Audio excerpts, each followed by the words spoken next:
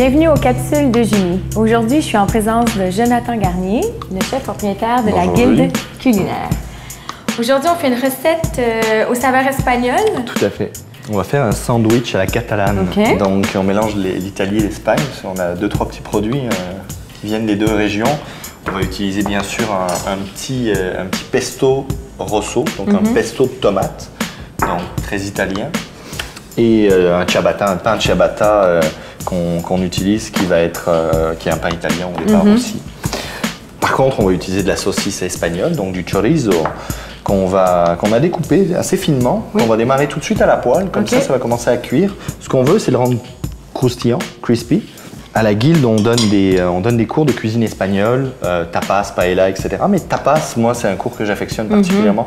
C'est un succès énorme. Les gens raffolent de ce cours-là parce qu'on voit une dizaine de recettes, plein de petites bouchées différentes avec des mélanges de saveurs assez spéciales, histoire d'avoir des variantes, parce qu'on n'a pas l'habitude de marier telle herbe avec tel fromage, avec telle viande, avec tel poisson, etc. On fait des mix qui sont très sympas.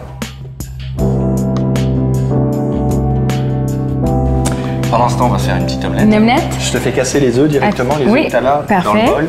Alors, les Espagnols sont particulièrement fans des omelettes. Ils font eux, ils appellent ça des tortillas, d'accord? Mais c'est des omelettes aux pommes de terre.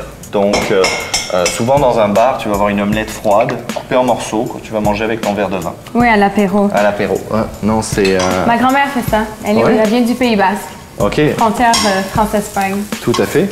Alors, il faut quand même le surveiller parce qu'il cuit assez vite. C'est des tout petits morceaux. C'est un peu comme le bacon. Il faut l'arrêter avant qu'il soit prêt. Parce que si vous l'arrêtez au moment qu'il est prêt, vu qu'il y a encore du gras dedans et de la chaleur, il va continuer à cuire. Alors, on va mélanger notre omelette. Donc là pour l'instant, on a 3 œufs. On va rajouter un petit peu de lait, histoire de l'allonger. Alors, je vais te demander 2 belles pincées de sel et 2-3 tours du moulin. Et moi, ce que je vais faire pendant ce temps, c'est mettre un peu de poudre à pâte. Oui, ça, je connais pas.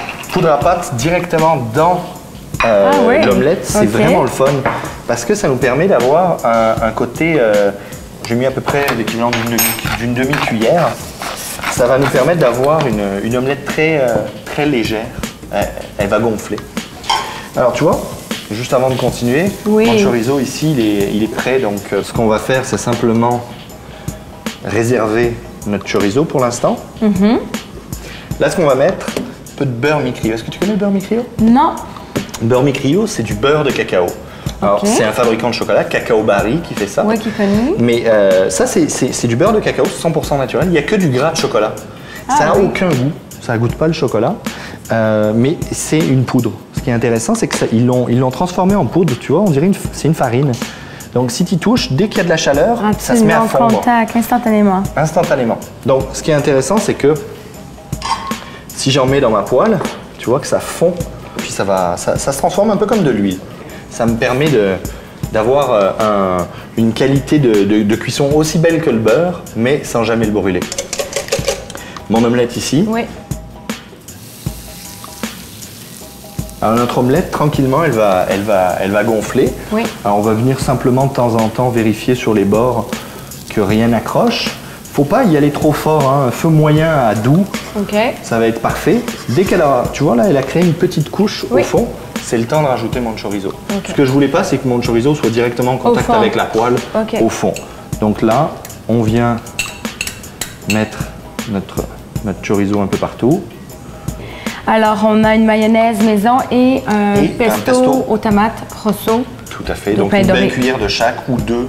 OK, parfait. Soyons généreux. On va rajouter nos herbes. OK.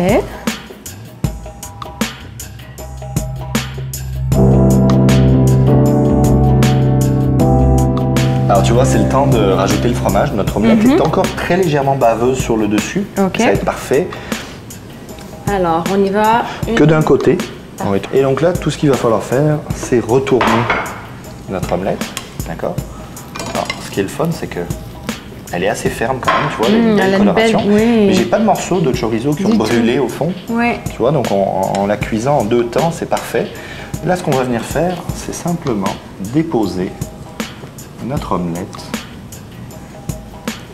Là, je vais te demander de mettre une belle petite ligne de tomates sur le dessus. Tomate fraîche qui va rappeler notre pesto aussi. Ça va nous amener un peu de fraîcheur. Et voilà. Et on referme une petite assiette. Et voilà notre ciabatta catalan à l'omelette de chorizo. Super. Un gros merci, Jonathan. Merci.